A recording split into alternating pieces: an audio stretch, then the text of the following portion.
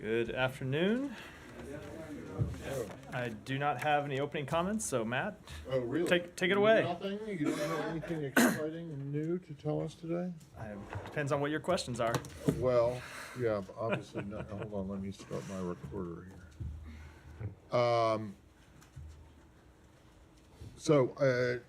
I know a lot of people want to talk about Gaza, but I have something else that I just need to get off at the top. The Russia sanctions package that the White House President Kirby, everyone has said is coming on Friday. What can you tell us about what that is? Is it related to the 2-year anniversary? Is it related to Navalny's death? What is it? What is it? So I don't want to speak in detail about announcements that will be coming 2 days from now, but excuse me, I've got a bit of a lingering cough from this cold I've had. The sanctions that we'll be announcing on Friday will be in connection both to the 2-year anniversary of the full-scale invasion of Ukraine and to Navalny's death. Okay, and Russia is one of, along with Iran and North Korea, is already one of the most heavily sanctioned countries by the United States and others on the planet. Where would you expect these sanctions to target? I don't want to preview too much of what we're going to do on Friday, but it will be a robust sanctions package. We are always looking at additional ways that we can choke off the Russian war machine, that we can deny the Russian military-industrial complex components that it needs to use to fund its war effort, as well as to hold accountable those involved in it. So without getting into too much detail, like as I said 2 days before the announcement, you should expect them to follow the general direction of our past sanctions, as well as some sanctions specifically related to the death of Alexei Navalny. Right, but when you say that it's going to be robust, I go back to a line from Spinal Tap, right? How much more robust can they be? Yeah, Aren't they already pretty robust? Did you guys exact, super big sanctions on Russia after the Ukraine invasion? They are incredibly robust, and they've had an impact on Russia's economy Yes, and so Russia's the military question industrial is, complex. How much more robust can they Well, be? you will see on Friday, but I can guarantee you it is, as I said, a strong, robust package. Partly because we are always, look, it's a dynamic situation, right? Russia watches the sanctions, sees the sanctions, and tries to respond to the sanctions that we impose. And so we watch the actions that they take, and we look to impose new sanctions, either on individuals or new areas that they explore, and also to focus on sanctions evasion when we see them or entities that deal with Russia trying to evade the sanctions that we previously put into place. We have ways to tighten those sanctions. Okay, last one. Does that suggest then that a bunch of the stuff in this package might be secondary sanctions? I don't want to make any comments about what they'll look like. Again, 2 days before we roll them out. So I'll come to you. Oh, okay, go ahead. She graciously yielded the floor. Yeah, apparently there's a new intelligence assessment from Western governments suggesting that Putin thinks he eventually can win the war in Ukraine for 3 reasons. 1, the possible return of Donald Trump to the White House. 2, increased conscription. And 3, a rejuvenated military manufacturing sector. Does State believe on the record that Putin does believe that these factors can help him win the war? Does this increase the need to provide funding for Ukraine if, in fact, there's a belief that Putin may now have some leverage in this situation? So I never want to discuss intelligence matters from here, real or imagined, but I think it should be obvious to everyone that Vladimir Putin is watching what happens in Washington closely. You have to assume that he is watching what happens in Congress. I think he has always assumed from the beginning of this conflict that he can wait out the West, that the West's attention would flag, that the West's interests would flag, that the West would be unwilling to maintain sanctions. And so far, the West has proved him wrong. And I don't just mean the United States, but Europe as well, which took dramatic action early on to wean itself from Russian energy, something I think Putin never thought would happen. Mm-hmm. But I have to think that the entire world, including those in Moscow, are watching whether the United States Congress is willing to step up and continue to fund Ukraine to help it defend itself from Russia's aggression. We have been very clear in the Biden administration what we think ought to happen. We have been very clear what is in the United States' national security interests, and we will continue to make that case. And we hope that Congress will respond because, as I said, the entire world is watching. Does the U.S., though, actually believe that Putin now has the advantage, No, given? we do not believe that at all. If you look at the shape of this conflict over the past not just 2 years, but even the most recent history, yes, you have seen Russia make gains on the battlefield. We saw gains just over this last weekend because Ukraine was not able to properly resupply its troops, in large part because Congress has not taken the action that we think it should to continue to support Ukraine as it fights to defend its territory. But you have also seen Ukraine make dramatic improvements on the battlefield. Most significantly, I think, in the Black Sea, where they have pushed the Russian fleet back. They have opened up a new shipping corridor that has allowed them to export not just wheat and grain, but also other manufactured goods through the Black Sea, something that was not possible in the early days of the war when Russia had blockaded Ukrainian ports. So we think they'll continue to make progress there, and we will continue to support them to the best of our ability, but we need a partner in Congress to help us. Can I follow up the Russia? Go ahead. And then Thank you. Humera is just adding to the list of there- questions she there gets to are ask. There Go are- ahead, Yeah, sorry. there are reports that the North Korean missiles that Russia recently used, recently used against Ukraine contained the U.S. and the European components. How many times has Russia used North Korean missiles against Ukraine? So I'm not going to speak to that in detail. We will continue to use all of our relevant tools, export control, sanctions, interdiction, and law enforcement actions to prevent the DPRK from acquiring sensitive items and technology that can use in its unlawful weapons of mass destruction and ballistic missile programs, and that includes preventing Russia from acquiring weapons and other sensitive items, including components from North Korea or from anywhere else. One more quick question. North Korean Kim Jong-un and Putin's relative with the luxury cars. Russian President Putin gave Kim Jong-un a luxury car as a gift. Is this a violation of UN sanctions? So I did see that report. I actually, frankly, didn't know there was such a thing as a Russian luxury car. I hope Kim got the extended warranty. I would note that the I just look when it comes Even if to he didn't, when I it, bet he can still expect the spam cell phone calls Yeah. from the warranty department. I bet that's right. I'm not sure if I were buying a luxury car, Russia would be the place I would look, even if it wasn't even if it wasn't with respect to sanctions. But UN Security Council resolutions do require all UN member states to prohibit both the supply of transportation vehicles and the supply of luxury automobiles to the DPRK. And if this is true, it would appear to be, once again, Russia violating UN Security Council resolutions that it itself supported. Humera. Thank you. Thank you, Matt. I just want to ask you Excuse me. a couple of comments that Benny Gantz just made about an hour ago. He said there were promising early signs of progress on a new deal for the hostages. I'm just wondering what's the latest that you guys are hearing and whether you're picking up the same promising early signs of progress. I don't want to discuss those discussions, those negotiations in detail, and I don't want to offer any assessments beyond what we have said previously, which is we do think that there is space to reach an agreement here.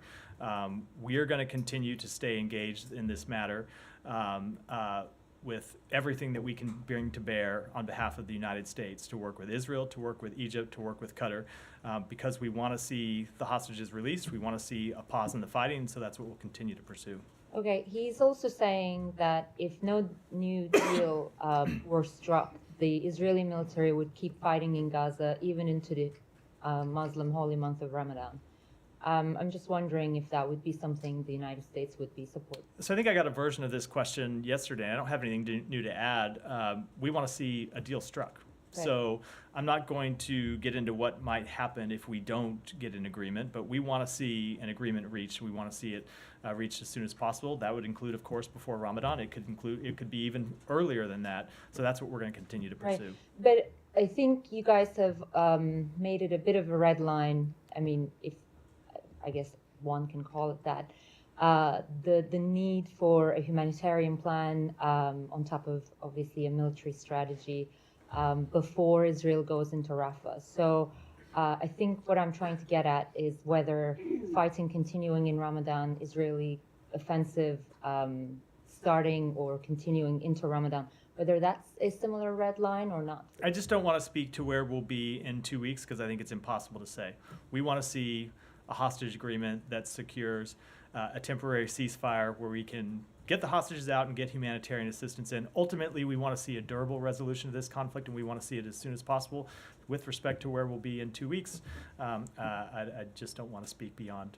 I don't want to speak to that in detail. Okay, I have a few quick ones on UNRWA. I'll be quick. And take your time. You got interrupted a few times, so go ahead and cite attempting to interrupt you again. And now I interrupted you. Sorry. Go ahead. Go ahead, Humera.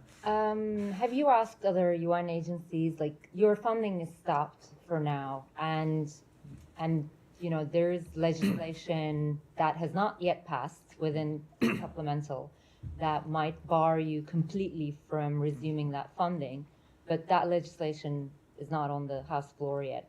So I guess I'm wondering what you guys are doing in the meantime. Have you asked other UN agencies to pick up the slack? And exactly what did you ask them to do? Like, are there UNRWA workers on the ground right now actually working for other UN agencies who are doing the distribution of aid? We have been in conversations both with the United Nations and with other countries around the world about how to make sure that the important work that UNRWA does is not interrupted. We want to ensure that humanitarian assistance continues to flow to the Palestinian people. Right now, UNRWA is the key facilitator of humanitarian assistance in Gaza, and we don't want to see that humanitarian assistance disrupted in any way. At the same time, we are obviously cognizant of the draft legislation and the provision that it contains. It's not law, as you said, but we have to plan for all possibilities, including the possibility that it becomes law. So we're looking at all the options that may be available to us, but I don't want to discuss that in detail. It's internal planning that continues to go on inside the government. Final thing is there is reporting in DEVEX which says that you have actually asked other UN relief agencies to pick up the slack, but Secretary General Antonio Guterres have urged the heads of those agencies to basically rebuff your plea. I mean, I'm Is just not, something you can I'm not going to confirm confirm that or- report at all. Sorry. Can I just very briefly follow up on Yeah. one thing? I'm guessing you may not have a lot to say about this, but following on Humera's question, Brett McGurk, of course, is in the region. I know he works in a different building, but do you have any? Correct. But do you have anything you could say more generally about what he's about the tone of what he's doing? No, I will leave it to the White House to speak in detail to Brett's work and what he's trying to accomplish on the trip. But I think, look, you have seen from the administration broadly what our goals are with respect to the conflict right now. Our immediate goal is to try to achieve a deal that brings about a ceasefire in the fighting, a temporary ceasefire in the fighting, allows us to get hostages out and allows us to get humanitarian assistance in, and kind of would help with some of the bottlenecks that have begun to pop up inside Gaza that are preventing humanitarian assistance actually getting out to the people that need it, because there's fighting on the ground and looting and other obstacles. So we are trying to achieve all those things, and that, of course, is Brett McGurk, it's the Secretary, it's the President himself that are focused on that issue. Said, go ahead. Thank you. To follow up on Thank you for Humera's, being sort of point, patient. Sorry? Thank you for being somewhat patient. Oh, no, I did not mean to interrupt. It's fine. So apologies. I if feel like a was- school if marm I up was here. perceived- I feel like a school marm scolding people unnecessarily. Just to follow up on Humera's, Yeah, I don't know. Is Wow. that's a, Yeah, Texas coming up. little bit of an archaic term, yeah. all right. Okay. So just to follow up on her point, you said that you're hoping that a deal will be struck. What if it doesn't get struck? I mean, we have been there before. There were these artificial deadlines and calendars, and a week here, and the end of October, then the end of November, then, December, the end of the year, and all these things. I mean, to be honest, Palestinians and Israelis fought in Ramadan many, many times, and they were struck. So, what if a deal is not struck? What is your vision on how this thing will end? So I'm not going to deal with a hypothetical, as I think you know. I will tell you, though, I think it's a fair question about where we want to see this conflict go. In the short term, we want to see, as I said in response to several other questions, a temporary ceasefire that allows us to get the hostages out, bring more humanitarian assistance in. But we have also been very clear, and if you've looked at the Secretary's many public comments on this, he's been not just clear but quite detailed in what we want to see in the long term. And what we want to see in the long term is a durable agreement that brings about peace and security for both Israel and Palestinians through the establishment of an independent Palestinian state with real security guarantees for Israel further integrated into the region. That is our long-term vision, and that is what the Secretary has been focused on through his diplomatic engagements in the region, and it is what we will continue to pursue. Now, the first step in that is getting an agreement to get the hostages out while we work on this longer-term plan for the region. Well, yeah, I'm sorry, I have a couple more points. But, in the meantime, people can't get food. I mean, kids, children, 5-year-olds, my grandson's age and so on. So, I mean, they're asking for bread, for crying out loud. They're standing in line asking for bread, and bread is not getting in. So you keep saying about things like the need for things to go in, but it's not going in, man.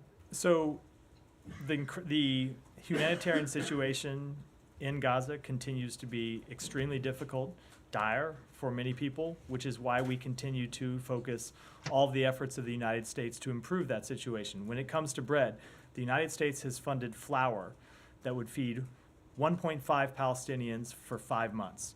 A lot more than 1.5. 1.5 million Palestinians for 5 months. If it was only 1.5 Palestinians, Fair, that obviously a would be, misspeak. 1.5 million Palestinians for 5 months.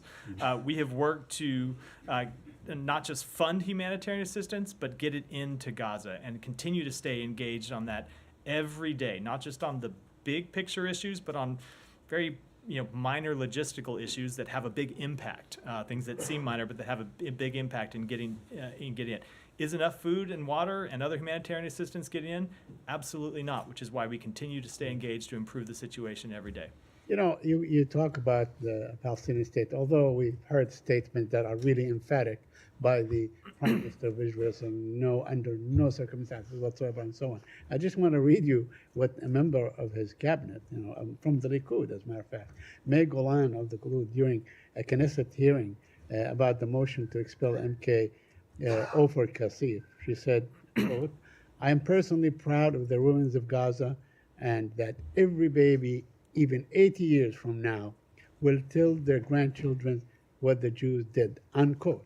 I mean, this is this is not someone extreme. It's not Smotrich. It's not Ben Gvir. This is in Prime Minister Benjamin Netanyahu's party. Saeed, I would encourage you to take a close look at the comments the Secretary made in Tel Aviv at a press conference 2 weeks ago, where he talked specifically about the effects of dehumanizing language and why it's important that no one on either side of this conflict dehumanize anyone else.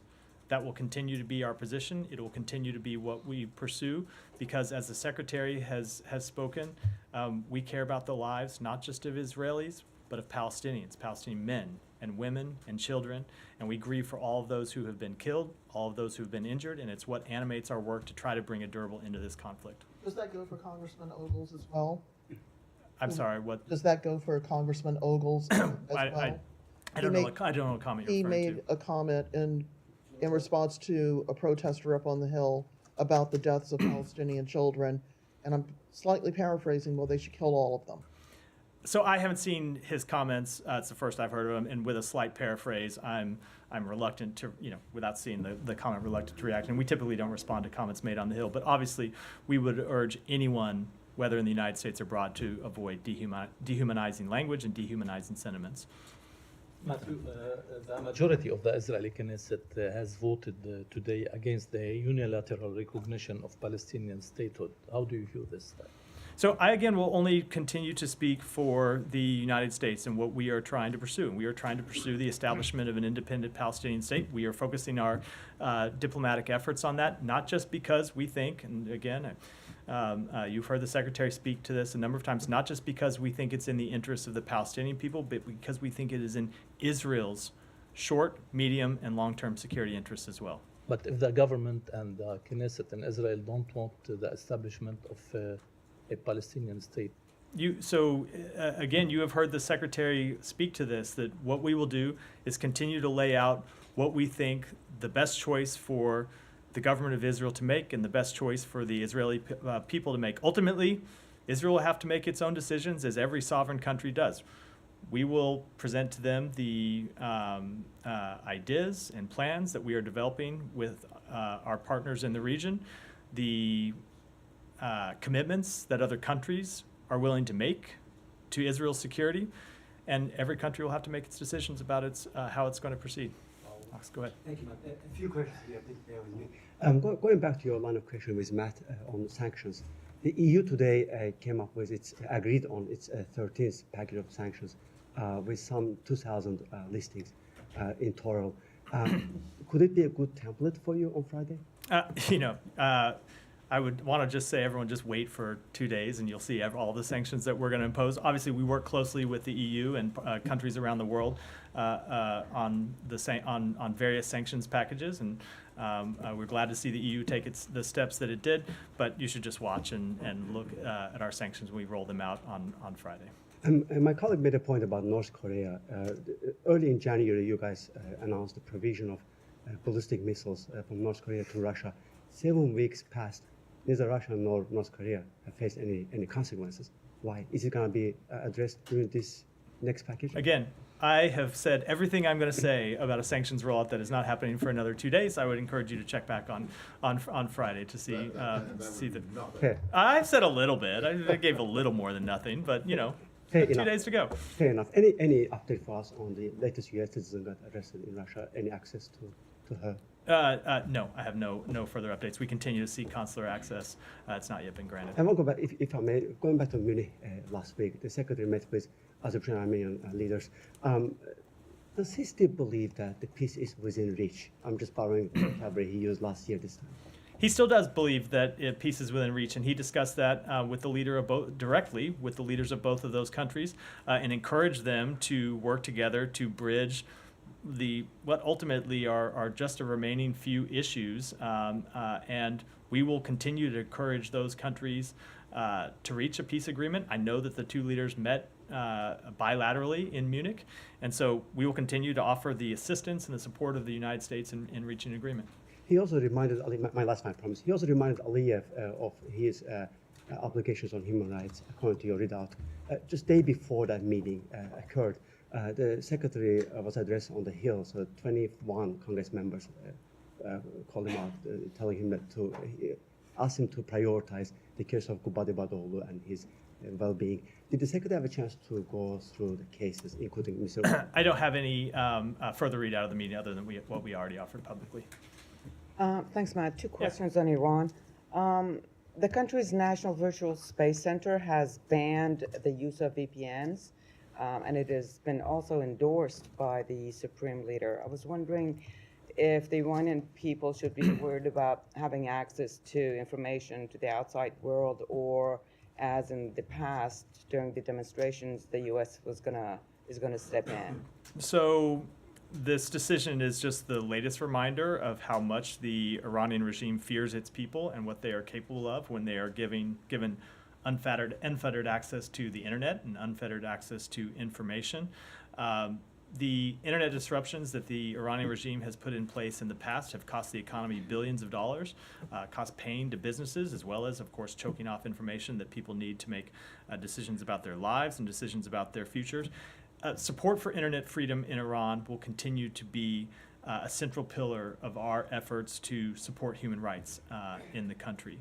As you said, in the past, in the height of the protests in 2022 and 2023, as many as 1 in 3 Iranians used U.S.-supported anti-censorship and digital security tools, such as VPNs. There are millions of Iranians that have continued to use those tools to this day. So I'm not going to speak to what actions that we will take in the future, but as I said, upholding internet freedom and ensuring Iranians, citizens' access to the internet will continue to be a central pillar of our engagement in that country. Thank you. Also, Abram Paley, Special Envoy for Iran, is or was in Vienna. He met with IAEA Director General Rafael Grossi. I was wondering if you could tell us anything about the nature of this visit, given that Grossi has spoken out a lot recently about his concerns about Iran's nuclear program. Sure. So Deputy Special Envoy Paley was in Vienna to meet with Director Grossi. He reiterated the United States' appreciation for the IAEA's extensive efforts to engage Iran on longstanding questions related to Iran's safeguards obligations. Iran's cooperation remains severely lacking. We remain seriously concerned about Iran's continued expansion of its nuclear program in ways that have no credible civilian purpose, including its continued production of highly enriched uranium, and that was the focus of the discussions today. Any discussions, any solution to gaining access to Iran's nuclear program by the IAEA? I don't want to give any further comments about that meeting, other than to say that they did discuss how Iran should fully uphold its safeguards obligations and provide full cooperation to the IAEA without further delay. Thank you. Yeah, go ahead. Can I ask a few different issues around the world? Yeah. Senegal. I know the secretary spoke not so long ago with President Sall about the election. There was a court decision calling for a new date, but it hasn't been set yet. Do you have any update on U.S. engagement there and the U.S. stance about what's happening now? So we continue to stay engaged with the government in Senegal. I don't have any specific engagements to read out, but we have stayed in close coordination with them, and I'll just say that we want to see the election take place as soon as practicable. Sure. Elsewhere in Africa, there's an agreement signed today between Somalia and Turkey on a naval upgrade or a coastal upgrade. It's obviously bilateral, but this is in the context of Ethiopia and Somaliland having a pact. Does the U.S. have any stance on Turkey's involvement here? Let me take that one back and get you an answer on it. And one other thing, Pakistan. Yeah. I know you've been saying in recent weeks that it's they're not going to come until a government is formed, but there's a coalition that actually is being formed between two of the major factions without Imran Khan's enforcement. Is there an idea that this is a representative government? How does the U.S. feel about this? Look, again, I don't want to comment on the government before it's formed. Ultimately, as is the case whenever you see coalition politics taking place inside any given country, it's a decision for that country itself, not something that we would weigh in on. Sure. And in terms of, in the past, you've talked about allegations of fraud, of rigging. Is there any follow-up on that? Is the U.S. looking for anything in particular before a government comes in? We want to see a full investigation into any claims of irregularities. Okay. And just finally, yesterday I asked about the disruptions in social media in Pakistan. Is there anything further on that, whether there's been any communication? So we are concerned by any report of restrictions on the exercise of the freedom of expression and association in Pakistan, including the partial or complete government-imposed internet shutdowns, which includes, of course, on social media platforms. We continue to call on Pakistan to respect freedom of expression and restore access to any social media that has been restricted, including Twitter, I think now known as X. We have and will continue to emphasize the importance of respecting these fundamental freedoms during our engagements with Pakistani officials. Sure. And just finally, has that been communicated through official channels? It has been, yeah. Go ahead, right here. The Foreign Policy magazine, in a recent report titled "The Taliban Wants a Piece of Pakistan," reveals that the Taliban engaging to border tension with Pakistan through the supporting TTP, while the Taliban publicly refused the. Well, I'm sorry. What was this? I just didn't hear the beginning of the last sentence. Oh, sorry. It's about a foreign policy report that they titled "The Taliban Wants a Piece of Pakistan." Right. And while the Taliban publicly refused the Durand Line as the official border between Pakistan and Afghanistan, what's the position of United States about the Durand Line? We support the territorial integrity of both Afghanistan and Pakistan within their internationally recognized borders. Another question about Afghan Adjustment Act that was not passed by the Congress recently. While there are some reports that United States Department of State is going to run out of the SIV P1 and P2 quotas. Do you confirm this report, and what are you doing about the SIV and Afghan Adjustment Act? So as the president has said, we urge Congress to pass the Afghan Adjustment Act. We support it and want to see it passed. When it comes to special immigrant visas, I would just note that in the last fiscal year, 2023, the government issued more than 18,000 special immigrant visas to Afghan applicants outside the U.S. That was the most in any single year. So go ahead. On Work Pakistan, down thank you. Pakistan Ambassador Masood Khan here in DC yesterday said that Pakistan is pleading with the Congress, with the US Congress, to help restore the US military aid that was suspended in 2018 by the Trump administration. Is the US considering restoring the program given that Pakistan is a major NATO ally in the region? I just don't have any comment on that. Go ahead. Thank you, Matt. A question on the Kurdistan region parliamentary election, which was expected to be held in October 2022, but due to the disputes, political disputes, they delayed. And last year, the Iraqi top court ruled against the self-extension of that parliament, which the region has no parliament now. And today, the Iraqi top court ruled against the Kurdistan regional parliament minority seats. Any reaction and comment on that? And have you ever engaged with Erbil and Baghdad on that issue? So we have seen the reports that the court issued rulings today related to the Iraqi Kurdistan parliament elections and other issues concerning relations between the Kurdistan regional government and the Iraqi federal government. We are still reviewing the full scope of the decision. As a matter of longstanding U.S. policy, we support holding parliamentary elections in the Iraqi Kurdistan region at the earliest opportunity. And as we do everywhere, we encourage those elections to be free, fair, and transparent. And one more question on Iraq. We know the situation in Iraq has been cooled down, and the militia group is not attacking you as they did before. And today, the U.S. ambassador met with the Iraqi prime minister, and they discussed the upcoming visit of the Iraqi prime minister. They discussed what? The upcoming visit of the Iraqi prime minister to Washington. So my question is that, are you done with the response to those groups who were responsible for killing 3 U.S. service members and injuring 40 others? I am not going to preview or rule out any potential steps from this podium. So, and what's your general assessment about the current situation? Do you think that these groups are taking their words when they say that we are not going to attack the U.S. forces? I don't want to offer any assessment or speak for any of these groups. I will say on behalf of the United States, we have made very clear, not just with our words, but with our actions, that we are prepared to defend U.S. forces and U.S. interests in Iraq and in the region, and we are prepared to hold accountable anyone who attacks U.S. forces, and I think I'll leave it at that. Go ahead. Thanks, Barbara Miller, ABC Australia. The Australian Parliament recently passed a motion calling for the Assange matter to be brought to a close and for him to be allowed to return home. What's your response to that motion? So I spoke about Julian Assange extensively from this podium yesterday, and I don't think I have anything to add to that matter. It is an ongoing legal matter and an extradition matter, and beyond what I said yesterday, I think I don't want to comment in any more detail. Go ahead, back. Yeah. Good afternoon, Matthew. Good to see you. 2 questions, one on Ukraine, one on Haiti. And Ukraine, the Knights of Columbus, they're an organization that has provided millions of dollars in aid to Ukraine, helping people there during this very terrible time. How would you describe the impact of groups like the Knights of Columbus? So look, we support any organization that wants to deliver aid to people in Ukraine or anywhere in the world who are in need of it. And then on Haiti, where of course we all know there's been terrible violence. The other day, Catholic Bishop Pierre-Andre Dumas was hurt in an explosion at a house. He's in a stable condition, reportedly. Recently, 6 Haitian religious sisters were recently abducted and then released. What's the State Department's reaction to those incidents?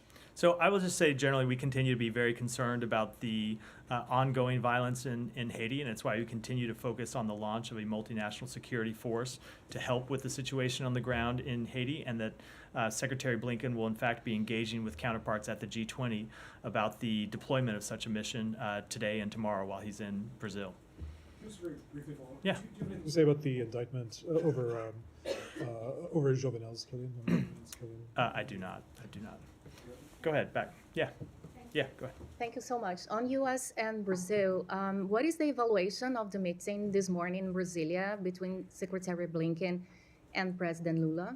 So we put out a readout about that meeting, and I will say that they discussed a number of issues, including the work through the G20 to help alleviate poverty and combat climate change. They talked about regional issues, including the work that Brazil has done to try and de-escalate tensions between Venezuela and Guyana. Talked about Brazil's support for democracy in South America, including in Venezuela.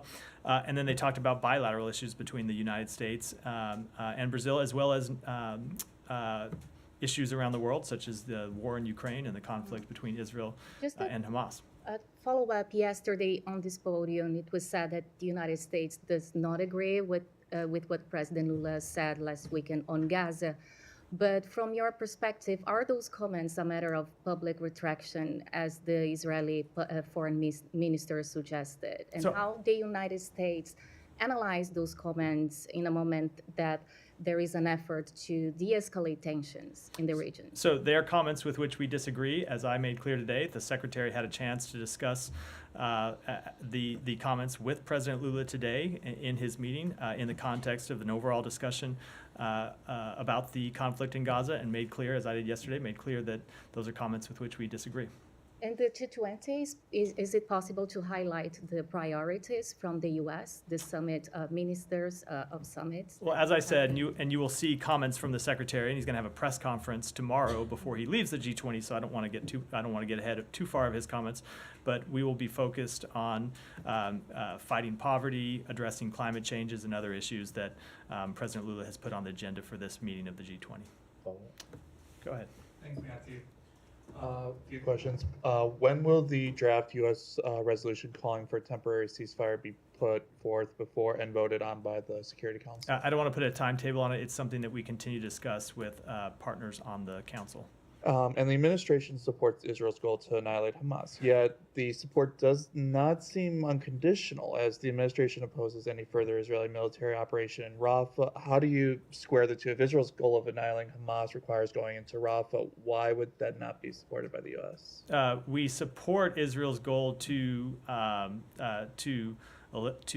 defeat Hamas and to ensure that the terrorist attacks of October 7th can never be repeated. But we have always said that the campaign that Israel's carrying out needs to be carried out in a way that puts civilian protections first. And so we don't see any tension between those two. And that's why we have said that before Israel conducts a full-scale military campaign against the Hamas battalions that remain in Rafah, that it needs to have that kind of civilian protection plan. And finally, does the State Department have any reaction to the rise in cyber operations by China? Has the administration taken any actions to hold the CCP accountable for targeting the U.S. infrastructure with malware recently? We have long made clear that we oppose any cyber actions in that regard by both the PRC and others. And if you look, there is a long history of us taking action to impose consequences when we see them. Go ahead. Thank you.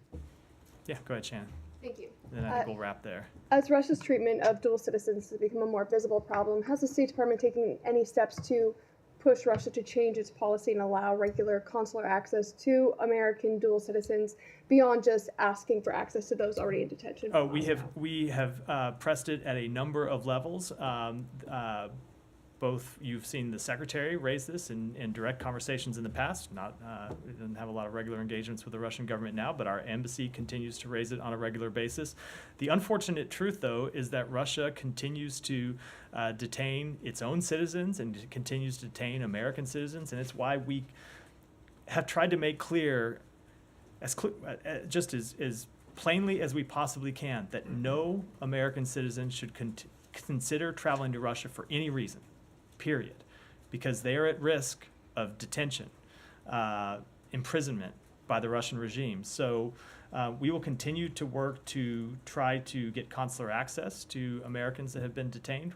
We will continue to try to work to free those American citizens who we have determined to be wrongfully detained, and we will continue to call on humane treatment for everyone.